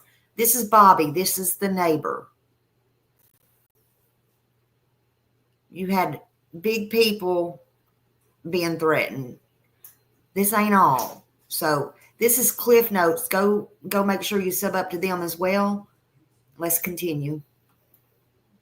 She thought that if she rolled the window down and said, I am such and such, and I go to your son's school, that he would calm down. He stops mid-sentence to me and said, oh, and got like stopped, looked at her and said, your name? And she said, yes, sir. Like, how do you know? She only gave him her first name. And he said the whole thing. And she was like, how do you know my name? But he told her that, so you're the girl that runs this Facebook group and this, that, and other. I'm going to demand you take that off. You get your phone. And he said, where are your parents? And she said, at my house. And he said, well, I'm going to find out where you live, and I'm going to come knock on their door, and we're going to have a conversation. And she said, okay, good luck with that. And I was like, you know what? Look, we don't want to, cause any issues and whatever. June 2024. In a leaked phone call, Chris Proudfoot accuses Seth Rogers' private investigator, Chloe, of leaking family secrets and threatens her. He also threatens Seth. So I don't know what's out there. I'm telling you, I'm being very polite as I can possibly be to her. Mm-hmm. If she don't find a fucking way to fix it, I promise her I am not going to be so goddamn pleasant when I see her. Okay. And I will bring the fucking cops with me. All right. Well, I'll talk to her. I mean, are you takes that? I don't care how she takes it. I really don't give a goddamn what I have to fucking do. But I can promise you, there's a difference in helping find Sebastian and just being a stupid fucking cunt. Bitch don't fucking mean a goddamn thing to me. All right. If she was on fire, I wouldn't piss on her to put her out. I promise you, if Bobby told Seth anything of what he's told us, Seth opens his fucking mouth. I promise you, it won't ever open again. June 2024. While Bullhorn Betty is in Hendersonville hanging flyers, Terry Bowersox follows her and takes pictures of her license plate, which I consider to be a threat. Credit to Bullhorn Betty. Coming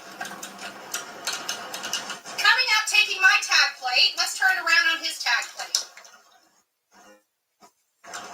Terry Bowersox. Yeah, she's paying the Terry price. Bowersox, right there.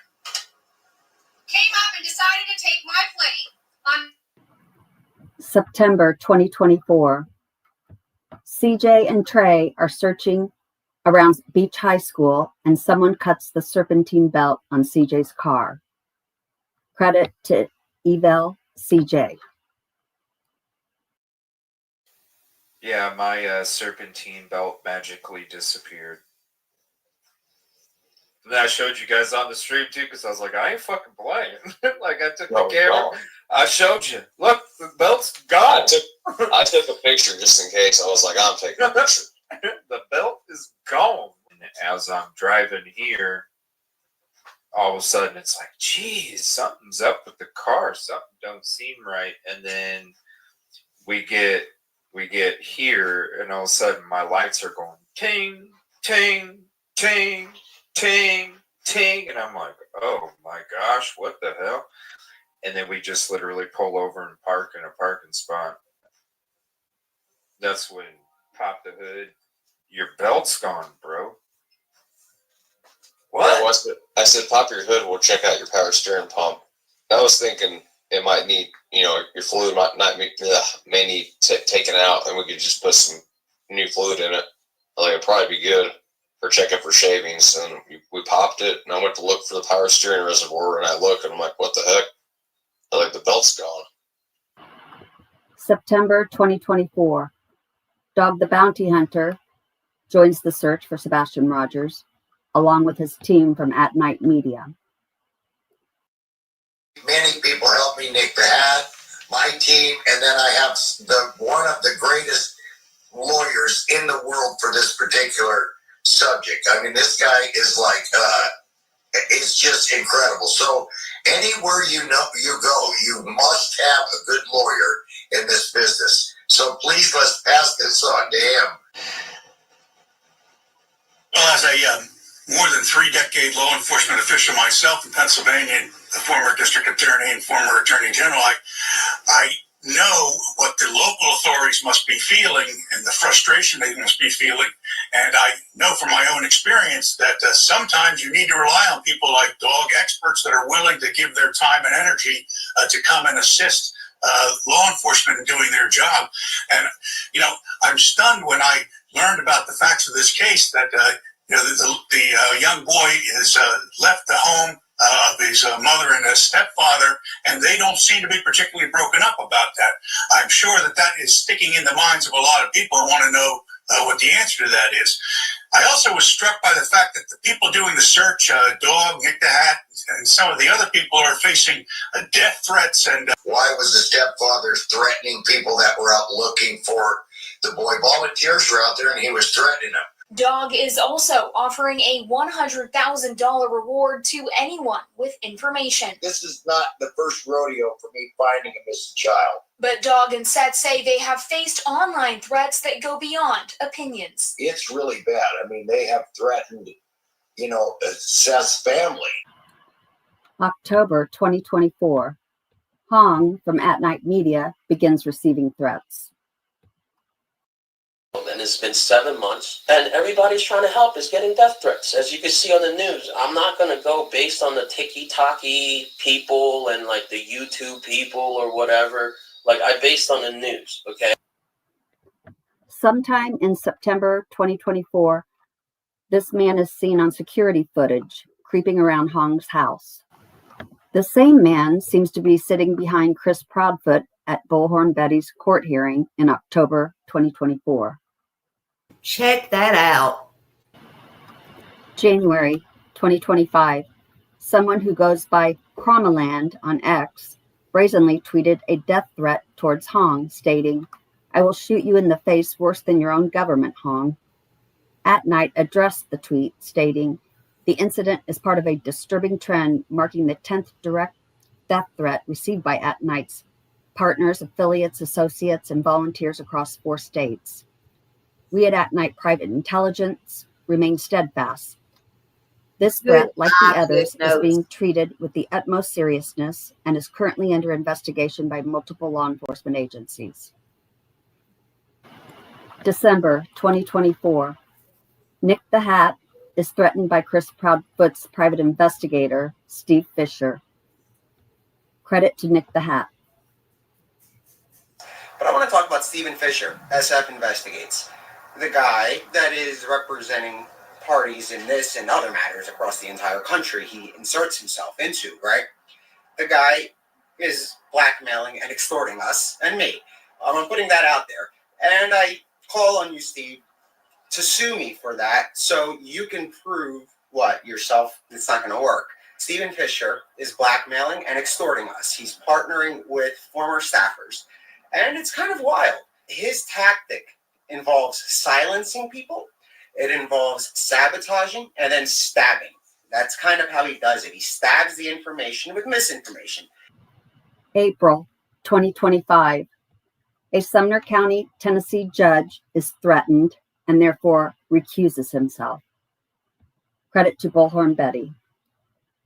So he stopped the proceedings and basically said he was willing to recuse himself and explained to them that apparently this judge, which I have no doubt who's the responsible parties, but how dare, people are really freaking brazen, and whoever did that, I just want to let you know that he talked about it being under criminal investigation.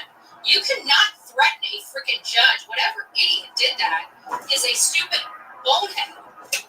You could go into jail for a really, really long time. You do not threaten judges just like you do not threaten law enforcement or FBI. April 2025. Chris Proudfoot continues to deny the flashlight video is of any evidentiary value, and he threatens the mob crew who has worked relentlessly to prove it most likely shows Sebastian's abduction. Chris, however, believes a video recently discovered by his unscrupulous PI could be important, and he wants to concentrate on it instead, while many believe the new video is nothing. Credit to Deception Detective, an attorney trained in statement analysis. All right, let's pick up where we left off with them telling the interviewer about a video that recently surfaced which might show Sebastian sneaking away the evening he supposedly went missing. You were determined to get to the bottom of this, to get to the bottom of that video. I've seen the video. I know what's in it.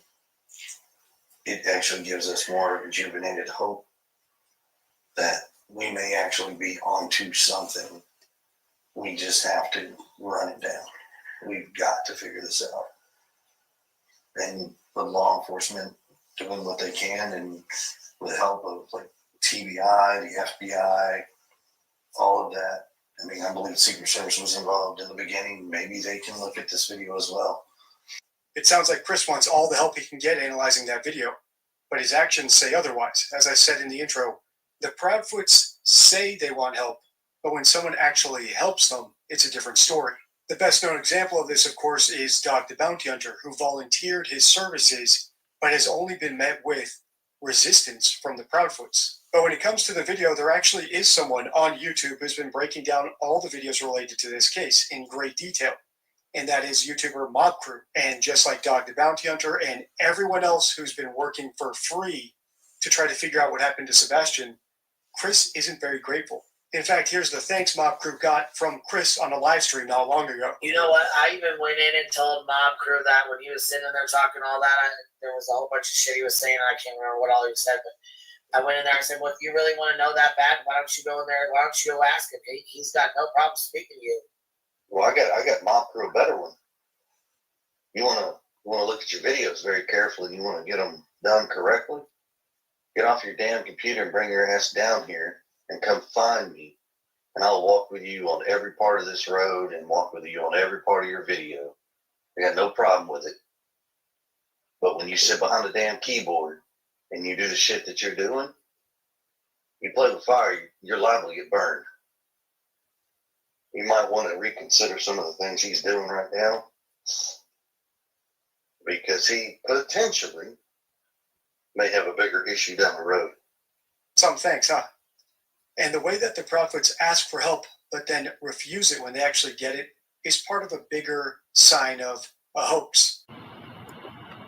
April 2025. Chris Proudfoot threatens Brittany J., a content creator who supports Seth Rogers and the Green Team, also referred to as the team who wants to bring Sebastian home.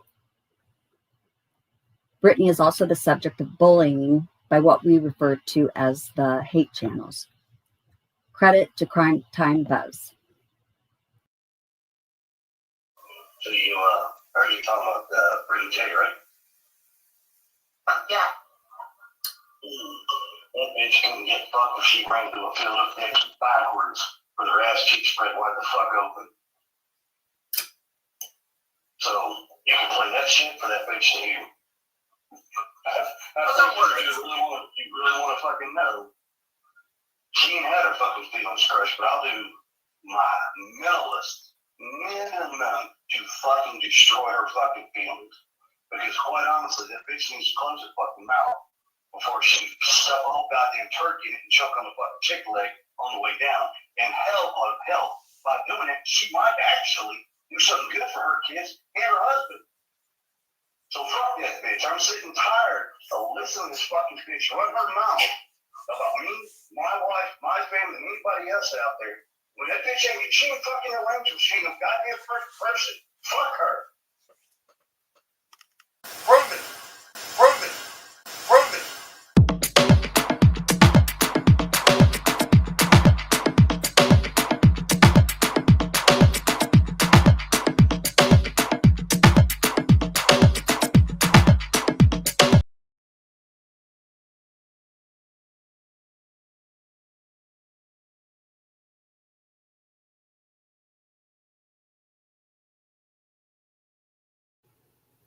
She put a lot of work into that. That was a very good video.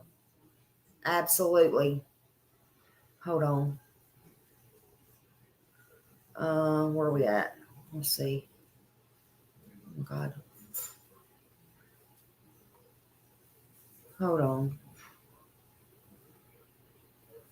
Oh, sorry. So, yeah, she did a good job on that. And that still wasn't all the threats that's still going around happening to everybody. I mean, Rich and Ruby's the dog. Rich and Ruby, drop his channel. He just went down and had something put in his book pack or on his backpack. Things are just not calming down any.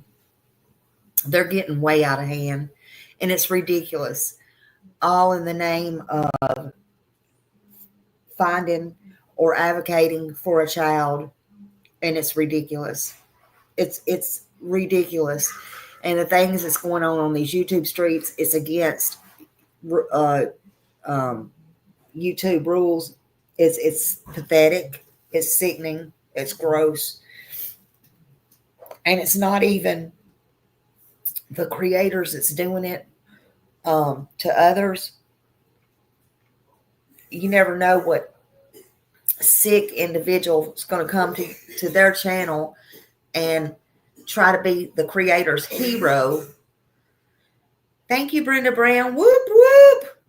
And try to be that creator's hero and take it up on themselves to impress that creator and take something into their own hands, real life. You know? And it's scary. It's not right. And it's getting really, really dangerous. And it needs to stop. It needs to stop. But with that being said, let's get back to the story. Again, sometimes people orchestrate things like this. Not to say that this was orchestrated. It's just something I was talking about, thinking about, researched on. And it is a crime to do so. But they do it for many different reasons. Sometimes they're caught. Sometimes it stays a mystery forever. And a lot of times they are revealed eventually. Thank you, Maria. Thank you. Whoop, whoop. Thank you for the super sticker. Thank you. I appreciate you, love. Thank you. And a lot of times you can tell if somebody also, they raise suspicions by getting rid of things, giving away things, or if they have financial problems, or if they have relationship problems. You know, they withdraw a large amount of money in the weeks or months ahead, beforehand, and stuff like that. But without concrete evidence, it's hard to prove. It's hard to prove by law enforcement, these orchestrated things. Law enforcement, they do usually investigate all of that just to make sure it's not orchestrated. That's just FYI. That's something that they also do. Now, as far as Sebastian Rogers' case, there have been no concrete. Thank you, Retha. Don't you worry, honey. Don't you worry. I've got threats too, and don't you worry. I take every precaution necessary. And Smiley will stand her ground if it comes to that. Don't you worry. But as far as Sebastian's case, there has been no concrete evidence that suggests his case was orchestrated, but authorities have not ruled out any possibilities, including that either, just like they haven't ruled out foul play. They've done everything they could. There has been no confirmed sightings. After many tips, digital evidence has been analyzed. But, what about those burner phones? Just saying. What about those burner phones? While foul play has not been ruled out, it has not been ruled in. Secret Service was called in, TBI, FBI, they had a hand in it, right? Helicopters, drones, horseback, caves. Hey, Jack of all trades. Hello, hello. Oh, you can come do mine, honey. You name it, it's probably been done.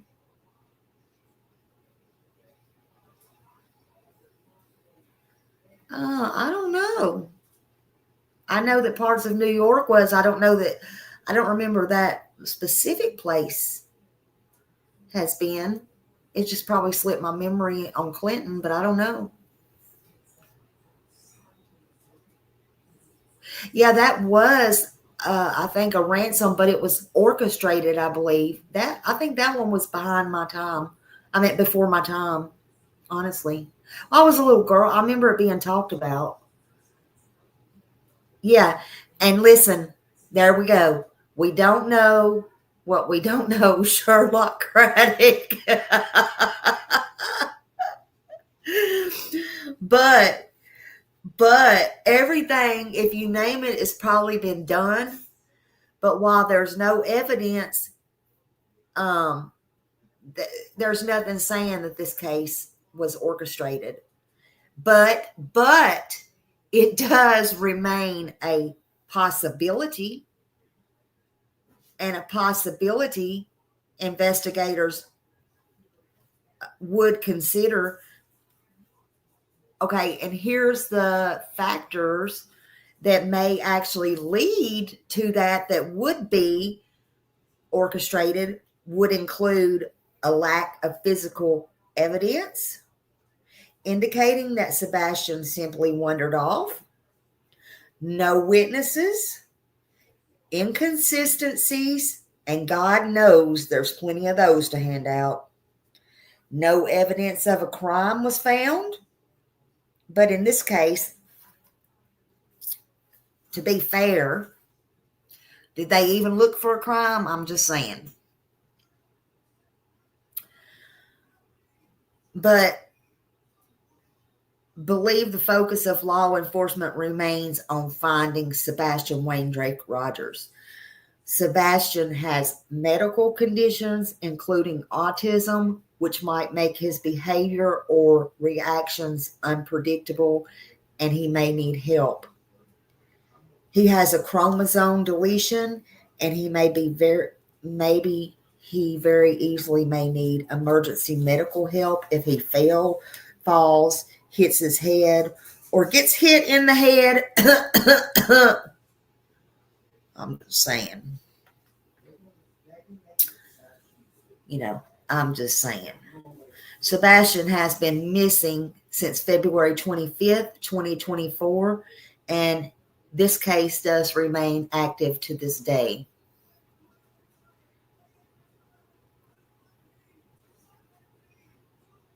Yeah, why would you not read them if a child is missing out of your house? Oh, they just pack up and go away. Nobody has no jobs. You just leave town. And now you got messages you say you never read. Huh. Yeah. Red flags. But when he went missing on February 25th, 2024 from his home, he was 15 years old at that time. He has since turned 16. His mother, Katie Proudfoot, said she last seen him wearing a black sweatshirt and black sweatpants. His stepfather, who was not there, who was not in walking distance, who was not in an hour riding distance, who was nowhere in town, said he hadn't been in town in a month, said he had on black parachute-like sweatpants, the old-timey ones. That was on my interview, remember? And he said it had stripes down the side of them, white stripes. And it was more like the 80s parachute pants from the 80s. I think that's how he said it. And he said he had on a black t-shirt, and it had some kind of emblem on the front, and it was not a black hoodie. But yet Katie, his mother, said different, and she's the one that was supposed to see him last and be there with him. He also had on a black framed glasses, and he may have been barefoot.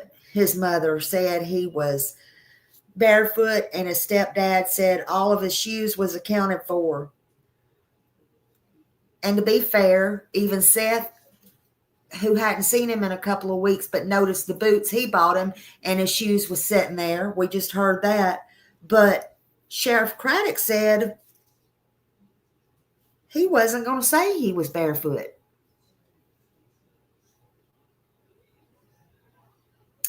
Well, I don't know. But remember in the Last Supper, that's how I'm going to say it, at the Texas Roadhouse, who had on the dark hoodie?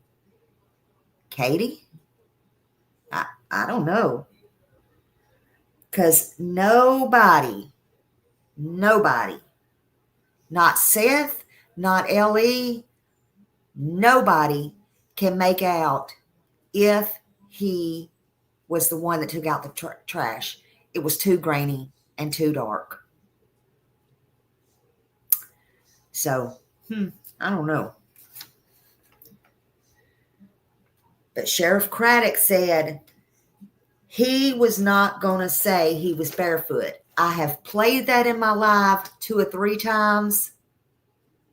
Rich and Ruby's played it. It's out there. And Widener said, standing right beside him, he was not even going to say he was sure what kind of clothes he had on. That was what, day 5?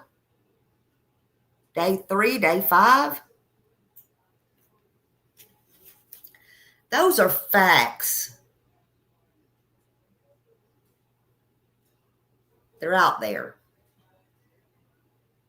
The bottom line is Sebastian needs to desperately be found and brought home. The case needs to end, and there needs to be closure. Simple. This case needs to be over. Seth needs his son back, regardless. He needs to know what happened to him, and he needs closure. And you would think that's what the other side would want if they had nothing to do with it and no knowledge of where Sebastian was at. If you out there know anything about the whereabouts of Sebastian Wayne Drake Rogers, where he is, or what happened to him, what could have happened to him, who was involved, if anybody said anything, you think you heard anything, even if you misunderstood. If you know anything about his disappearance, please call. Do the right thing. Don't hold on to this and hope you'll be alive tomorrow to tell it. Call it in now. 615-451-3838. That's the Sumner County Sheriff's Office. Detective Carter has been on this, Brandon Carter, since day 1. He works this case 24/7. Or you can call TBI at 1-800-TBI-FIND. Or you can send tips to TBI at tips.10.gov. Please do the right thing. You can also call 1-833-TELL-DOG, and you can email Sebastian at manhunts.one.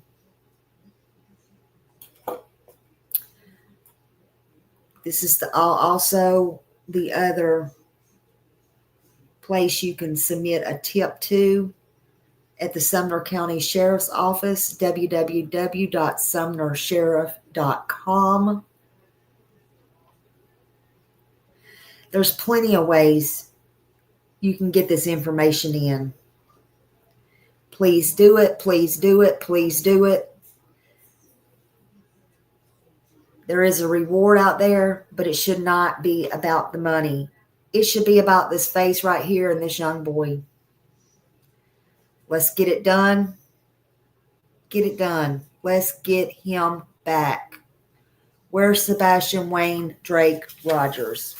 Bring him home. Thank you, everybody, for being here. Thank you for your support. It's about doing the right thing. Let's do the right thing. It's never too late. Y'all have a great evening. Thank you for spending time with me. Thank you for being here.